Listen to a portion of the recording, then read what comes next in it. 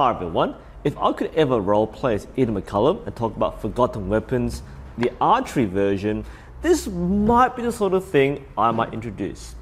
Now that said, a lot of people have bows like this lying around, and you often see posts on forums like Reddit or other archery forums talking about how much is this bow worth. It may be something which they found at a garage sale or a relative left behind. It looks vintage. Are these old bows worth anything? And for the large part, unfortunately, the answer is generally no. Older bows don't really have market value. But before we continue, let's actually look at some of this really old gear. Now this set of compound bows and arrows was left behind by a very old member who was cleaning out his garage, and I was going to throw these out. And he offered to bring them in, and I thought, yeah, why not? We don't really have a use for them, but it'd be nice to see what he has. Otherwise, they're going to be trashed and wasted. So if you've been shooting in the 1970s, this might be the kind of cutting edge technology you would have had. So on this side over here, we actually have a PSC. You can see the old, the logo still was the same, but you can see the old-fashioned style, the precision shooting equipment, which is what PSC stands for. And you see this is a very old compound bow. I mean, compound bows have kind of come a long way since. This is very chunky aluminium. The limbs are thick as, the cams or the pulleys are, well, you know, they're very simple designs. There's still the cable guide over here.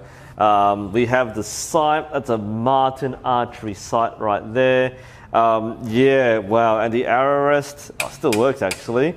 So this is cutting edge back then, and people shot these for hunting competition. Over here we have a Hoyt Eastern compound, one of the I guess the initial designs. I don't recognize the model. If someone does, then please let me know, because I mean, I've got the old patent stickers here. Not sure exactly what this is meant to be. There's a marker which says 35 to 50 pounds, so it seems within my length. But my goodness, this thing is dusty and spider webby and everything. But you can see here, that is really vintage compound bow material. That's like a solid block of aluminium basically. Again, the cam systems aren't the same as what we have today. We have the peep sight, we do have the cable guide, we do have a functional arrow rest, we do have a magnified lens and scope here. So it functions as a compound bow, but this is very much an early design. You'll see the Hoyt Eastern logo on the grip and on the riser. That is built like a tank. Yeah, we've come quite a long way. So here we have the Fletch-Matic. That's one of the OG release aids with the wrist strap over here. This one is the D-loop free one. So most modern release aids will use D-loop. You attach the D-loop to your string, and then you attach the release aid to that D-loop. This one basically wraps around the string, so there's no D-loop. And then you have a trigger here, which you touch, and then the thing will release. So if you've used this before, or this reminds you of something from your time, please let me know. This is really old stuff, which is older than I am. Oh boy, these arrows are vintage Eastern arrows. These are cutting edge. I believe these are, let's say here, Eastern super light XX75. I believe this would have been like the best kind of arrow to use like 40 years ago or something. So we've come a long way since.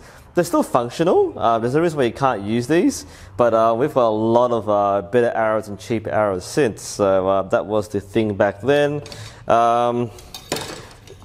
Let's see. We also have over here an Eastern stabilizer, long rod. The design hasn't changed that much. There's no flex. This is fully rigid. Most stabilizers have some flex these days, but this is fully rigid. You've got the heavy weight on the end. That's quite a heavy weight as well. That was what was normal back then. So you screw it onto the mounting point, the bushing for the stabilizer, as you would today. But that was the old-fashioned stuff. So yeah, all dusty and you know, full of spider webs, but that's what was donated to us. So this kind of haul you might find again in someone's garage or a garage sale. You might find it donated to you by your family. The question is, like, is it really worth anything? The first thing you have to reconsider is, do these things actually work? Many bows left in bad conditions, especially wooden bows, may have cracks and other damage which might make them unusable.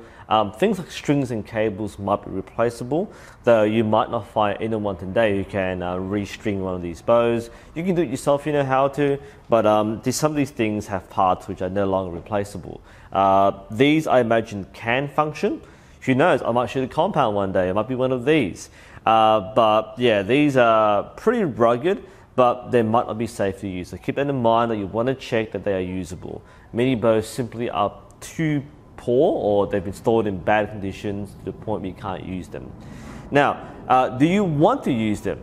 These are, again, functional bows, assume nothing's broken, so you can shoot with these. That said, these are very old-fashioned bows. They feel very heavy in the hand, they're not very lively. They will be only as good as the user, but nowadays you can find bows for much more affordable prices, which are just simply much better, more modern, more easily calibrated, especially with compound bows. So yeah, you probably don't want to use one of these, considering how cheap you can pick up a brand new bow these days. So if you do see these appear in an op shop or some garage sale, they're not worth going for. If someone gave you one, yeah, you could try it out, but yeah, I wouldn't really buy one of these for any amount of money. How about collector's value? Some people have vintage items like old rare firearms. Are bows the same? Not really. There's not much of a market for old bows. There are some iconic models, but generally speaking, as bows age over time and the market changes, you will find that these bows don't have market value. People will basically either give these away or sell them for very cheap prices because there's no value in these. I'm not saying these are crap or useless, and for some people it may be nostalgic, but yeah, bows advanced surprisingly these days. Just the model and make and material are much more comfortably used these days, whereas these bows are basically throwbacks to the first days of compound bows, and you might find old recurves in the same condition. Look, anything from the 50s and 60s don't really have real value. They might have some old vintage brand names which people will recognize, especially older shooters, but people don't collect these things. People will generally pick up bows which might be like the bows they used, but they probably won't pick up an actual bow they used 50 years ago. So yeah, these are kind of iconic and classic for those who were in this era, but I'd say for the most part you won't find much value in picking up these bows or trying to buy or sell these bows. If you have one, it may be a personal connection, and if it's all you have, then I'm sure there might be a good entry way to the sport as long as they're functional. But otherwise, yeah, one of the unfortunate things is bows tend to be passed on quite easily. They don't get worse over time. Just keep that in mind. I'm not saying that if you keep a rise from 20 years ago, it won't function. It will, but it doesn't really fetch a higher price, and it's often discarded as used or secondhand material. People will tend to get rid of old gear quite quickly. So yeah, that's my thoughts. What do you think, guys? Do you recognize these bows firstly? And secondly, have you come across a bow but just this old that you still use? Post your thoughts below. This is NUSensei. Thank you for watching, and I'll see you next time.